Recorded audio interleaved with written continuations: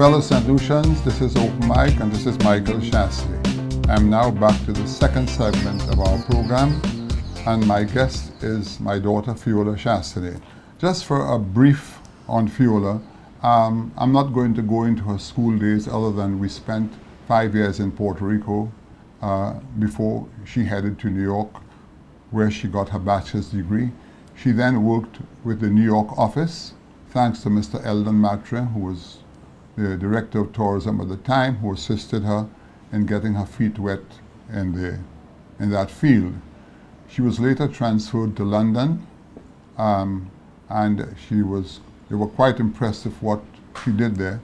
And some years afterwards, she actually got a scholarship from the St. Lucia government to attend the University of Surrey, where she did her master's degree in marketing. And then she was bonded, and she spent several years in London and also in Europe. Fortunately or unfortunately for her, when you had the games in Seville, the High Commissioner who had to be responsible for that got ill, and she was able to manage that whole area for some 9 months, which gave her quite a bit of experience. Having spent that length of time in London, she felt it time to move on and proceeded to New York for a short while, where Windjammer Landing asked her to give them some help because they were having difficulty with their marketing. And it was supposed to be like a period of 3 months, but she spent almost 3 to 4 years working with them until she finally went on her own. She moved to California, where she opened her own office, and she remained there for some 2 years, and then decided that after that time that London was a better place to be, and she returned to London. Since then, Feolla has been she was managing director of the Coco Palm Hotel, while her brother Alan was involved deeply as Minister of Tourism and Politics. But then, subsequent to Alan's departure, when they lost the elections, she became the marketing director for Coco Palm Hotel, representing St. Lucia, London, and the US. And though it's only a 100-room hotel, it is quite challenging to run such an organization in these difficult times. And anyone who believes the hotel industry is an easy one, they better think twice. Now, during that period, the difficulties which have come up, you have, as far as the tourism industry is concerned, you have the problems with exchange rates, you have the problems with fluctuating oil prices, you have this APD tax, which is a wicked tax to put on. And while these things are done, a lot of adjustments have to be made. And that falls right into her lap, because she now has to factor all those elements into the selling price for her guests. And it is very difficult, because St. Lucia is indeed a very competitive market, because we don't have that many rooms, and then to bring people down on a regular basis is kind of tough. So I now ask Feolla, based on all these challenges, how are you able to deal with that? Well, Dad, thanks for having me today on your show. It's the first time I'm on your show. I don't normally do public speaking in St. Lucia as much, more for the Coco Palm overseas. But in all fairness, you know, we run a product based in St. Lucia that's working and competing on a global scale. And you know, we have to keep au courant with all the movements that are happening. As you say, oil prices, exchange rates. APD is the biggest news that hit this week, waiving the charge for children under 16 to be exempt from that tax. You know, St. Lucia was on par with traveling beyond Hawaii, or more expensive than traveling to Hawaii. So this is really a major obstacle that we've overcome in the UK market.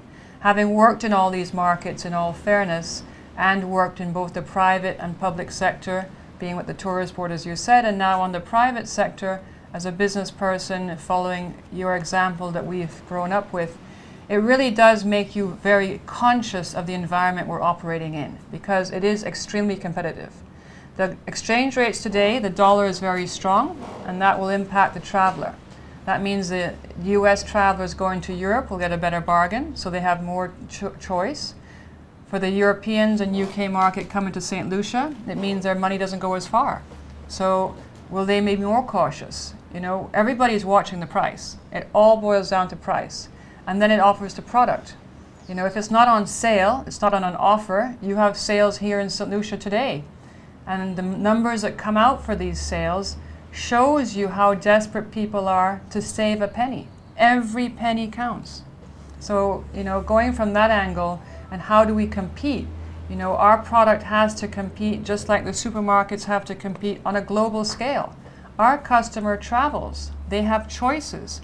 Fortunately for St. Lucia, we have very good airlift out of the UK in particular, and that's why I chose that market to be based in, because you can get a direct flight. It's easier probably for me to fly to London from St. Lucia than it is to go to Antigua. You know, I spent 4 hours waiting to get on a flight that didn't happen, you know, last week Saturday.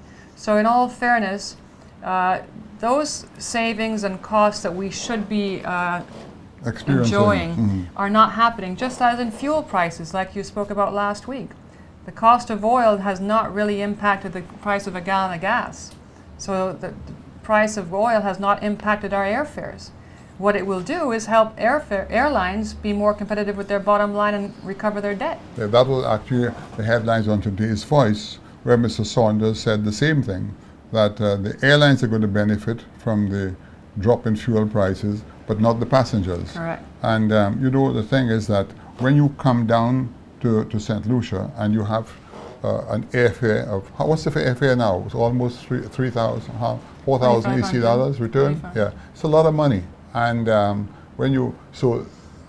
they can't swim to St. Lucia, so they have to come by air. So the hotelier has to bear the brunt of it, because to get the business, we already have the hotel, so we must do it. And the other situation that bothers me slightly is the fact that, you know, people here in the islands consider that the competition is with each other hotel. In fact, it's not, because when you look at places like the Dominican Republic and Mexico, where they plant a lot of their own food and their wages are much lower than ours, we are at a disadvantage, and we are growing too slow in the region to create a real impact. But that having been said, what is your take on the critical mass for St. Lucia? In all fairness, there's a lot of competition. Yeah. I just attended World Travel Market in November in London. Whilst we as St. Lucia Tourist Board have cut back on how we attend or not, I still did the show and walked the show, and meeting with my fellow hotel operators and representatives, when I asked the question, how are we competing against Mexico and the Dominican Republic and the Eastern Caribbean mass share of that market, he says, we've lost that share for good. You know, and the reason is you're getting a 6-star service at 3-star prices. So the St. Lucia operating costs, I don't need to tell you. The utility costs in St. Lucia, the travel costs in St. Lucia, you know, if you have to pay $4,000 to get to St. Lucia, that's already established a level playing field that we're operating against of the caliber of person coming. But the twist side is that we have a very strong CARICOM market. And for our resort in particular, the corporate and regional market equates to about 50% of our market share. So 25% in the UK, 25% in the UK European market. But in all fairness, the Caribbean market share has really become our bread and butter. And we've penalized them because the airlift into St. Lucia, I don't need to tell you the challenges that we face with our carriers, are really killing us. However, we just did a show in Trinidad, as you know, last Saturday, and the Trinidad market is serviced with 3 carriers daily out of St. Lucia. So you can't ignore that. So as you say, we can't swim to St. Lucia. So we have to see what routes we currently have and try to fill those planes coming in. Yeah. Well, you see, and the other thing is even the cost between the islands is exorbitant. It's $1,200 and $1,300 EC dollars to fly to Trinidad or Barbados, which I think is total madness, you know. And I have repeatedly said that the taxes are too high, because if we reduce the taxes, then what we need to do is we will get the government can get the revenue from the spending power within the various islands. I mean, I was talking to someone only yesterday, and they said to me, do you realize that we only have 2 flights to Barbados a day and 2 to Antigua or something like that, you know? This is madness. Now, whereas, as you rightly pointed out, because you have a British Airways going daily to Trinidad, you have a Caribbean Airlines coming in, and you have one Liat. That service alone, that link alone, has given the market a boost. And this is what we need to follow. Now, for instance, you know, some time ago, we had several American Eagle flights coming in, and that's dead now. And what I have noticed, so that even for me, if I want to go to the US, but not to stay in the man, to go to another destination, I get there 7:30 at night, and the immigration lines are so long, I tend to miss my flight. And I think that's why it's important if we have a connection between St. Lucia and Puerto Rico. What's your take on that? Well, that would be great. You know, Miami is a nightmare airport. It's probably voted one of the worst airports people want to connect to. Unfortunately, it is used for connecting. So, as you said, our flight leaves, you know, it leaves Miami at 10 o'clock in the morning, gets here for 1:30 in the afternoon, turns around to leave for 2:30, arrives Miami 6 o'clock, another hour and a half to clear customs. Very little connections you can make. You're arriving wherever it is by midnight. So we as a solution, we don't have a lot of choice. However, the client traveling here as a visitor and a tourist, they have choices. And they will prefer to take a direct flight wherever it's going. And that's what you find that we lose out unless they really want to come here. And I always take a take on the flights I'm on. What makes them come here? You know, we are special. We offer beach just like everybody else. We offer a lot of different things, but we have to make it that much more unique. In the US market, it's some hotels that do all the marketing for the destination, you know, and they're driving that business. You see, I visited the islands recently, and there's an airline called Seabourn that flies to all the islands, St. Martin, Martinique, Dominica, Guadeloupe, everywhere. And they leave in the morning and go up there. But you see, as you reach Puerto Rico, it gives you that open field in which to work. And I don't know why that our government or our tourist board have not looked at it. I heard recently that they were looking at it, but I'm asking one more time that the powers that be revisit that, because they have to understand that we are running a business in St. Lucia, and the business is a hotel business. It's employing thousands of people, and there are not too many industries that are surviving today. One of the reasons why the hotel industry, not that it's making any money, but why it's half surviving, because you have the outside trade coming in. Like, for instance, I was watching the news last night, and in America today, that there were 228,000 jobs created last month in America, and the Dow Jones is going to be 1,800. And that's going to be the highest in the history of America. So it shows that the American economy is turning around, okay?